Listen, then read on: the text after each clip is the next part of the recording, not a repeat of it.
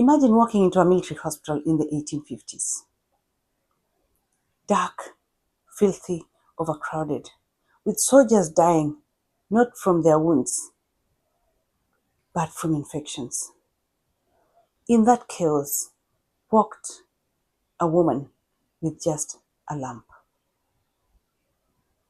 and a vision that would transform the healthcare forever.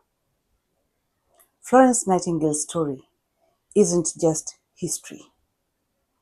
It's a living connection to the way we fight diseases in healthcare for patients and use data today. Did you know that Florence Nightingale was also a data genius?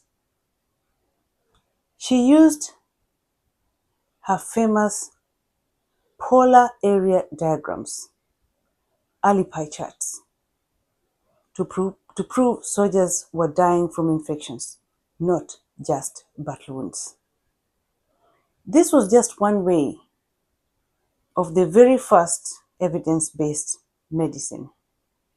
Her legacy lives on.